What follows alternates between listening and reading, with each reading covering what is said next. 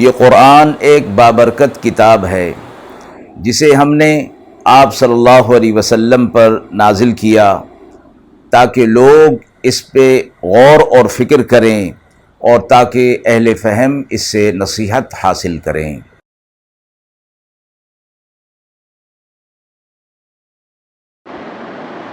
بسم اللہ الرحمن الرحیم۔ السلام علیکم ورحمۃ اللہ وبرکاتہ۔ ناظرین کرام، درس قرآن مجید کے آج کے اس پروگرام میں ہم سورہ کہف کی آیت نمبر 102 تا 108 کا ترجمہ اور تفسیر پیش کر رہے ہیں اور آخر میں پوچھے گئے سوال کا جواب ہوگا۔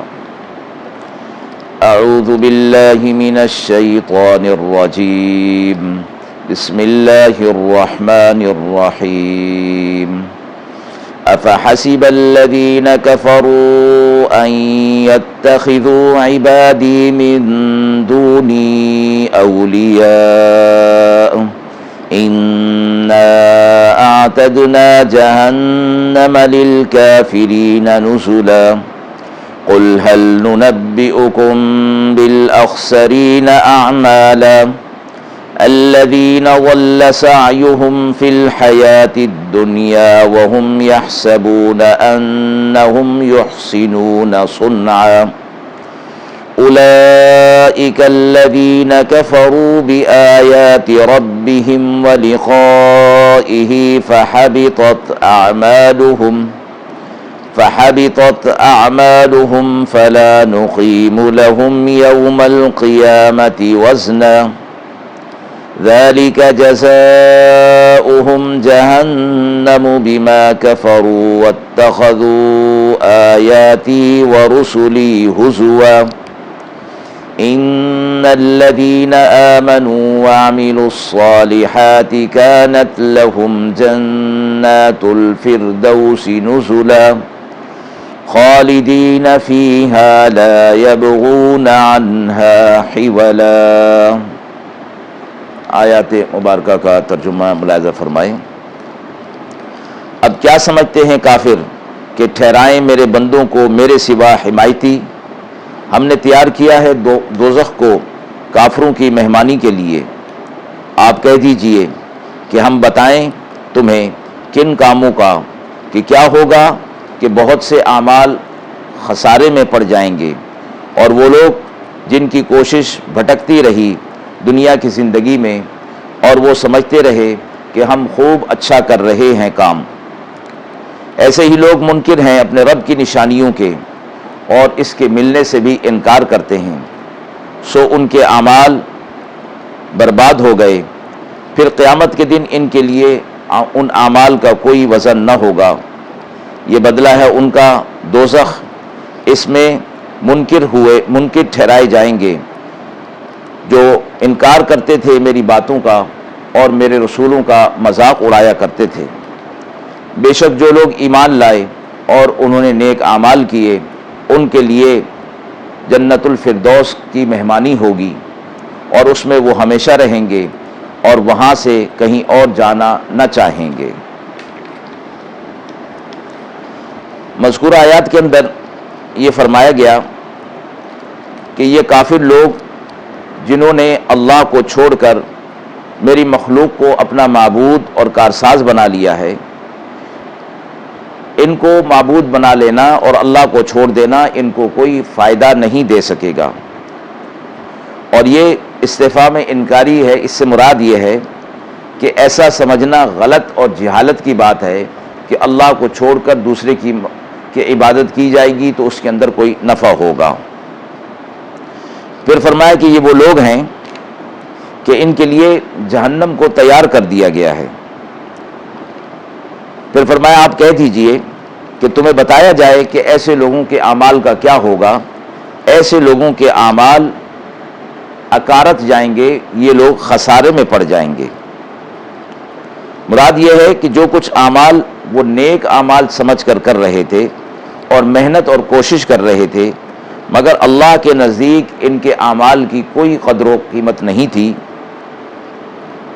اور فرمایا یہ دو چیزوں سے یہ چیز ظاہر ہوگی، ایک یہ کہ ان کا اعتقاد درست نہیں تھا، عقیدہ درست نہیں تھا، اور دوسری چیز ہے ریاکاری، یعنی جس شخص کا عقیدہ اور ایمان درست نہ ہو، وہ اعمال چاہے دنیا کے اندر کتنے ہی اچھے کر لے اور کتنی ہی محنت اٹھائے، وہ آخرت میں کسی کام نہیں آنے والے، بیکار اور ضائع ہوں گے۔ اسی طرح جس کا عمل اللہ کو چھوڑ کر مخلوق کو خوش کرنے کے لیے ریاکاری کی راہ سے ہو، وہ عمل بھی آخرت میں بے وزن ہوگا اور اس پر بھی کوئی ثواب نہیں ہوگا۔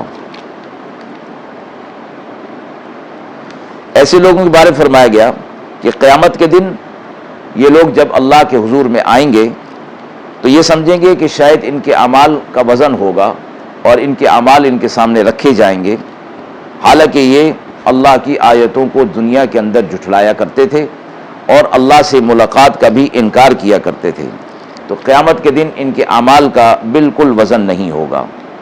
اگلی آیت میں ایسے لوگوں کی نشاندہی کر دی کہ یہ لوگ وہ ہیں کہ جو کافر ہیں اور اللہ کی آیات سے اور اللہ کی ملاقات کا انکار کرتے ہیں۔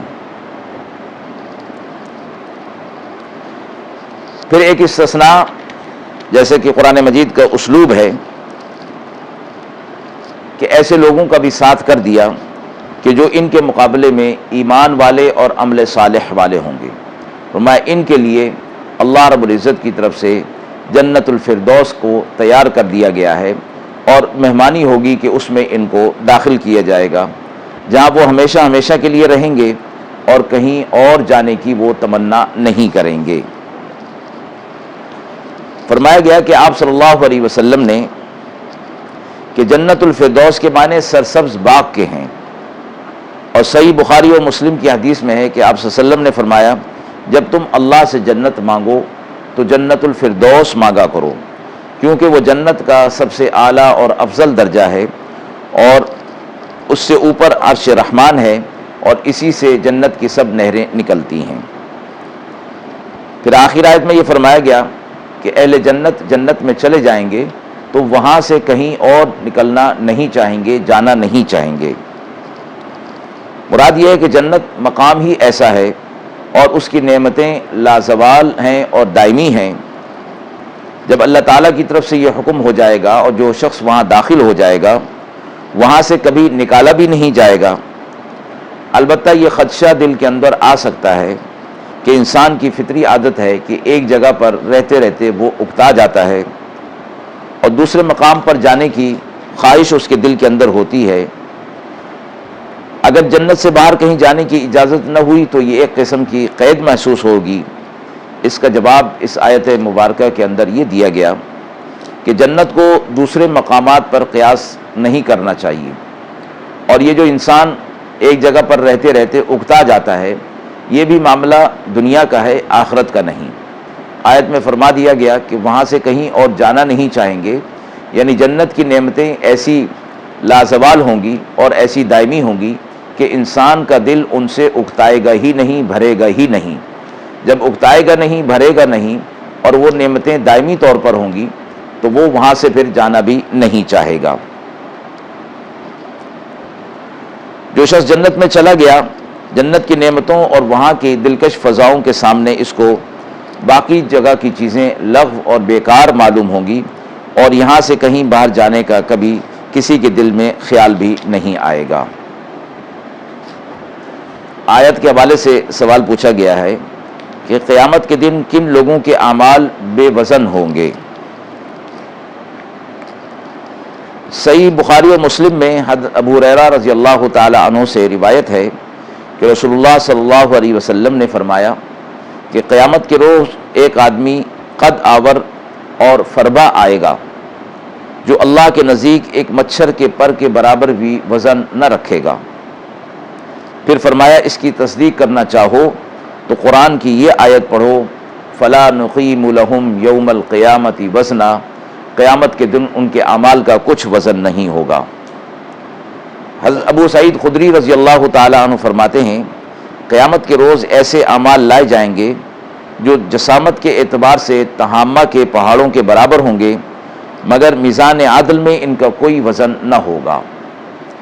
اور فرمایا کہ یہ دو وجہ سے ہوگا، کفار کے لیے تو اس لیے کہ وہ ایمان سے خالی دنیا سے گئے اور مومن جو دنیا سے ایمان کے ساتھ گیا لیکن دنیا کے اندر اگر اس کے اعمال ریاکاری والے ہوں گے تو قیامت کے دن ان اعمال کا کوئی وزن نہیں ہوگا۔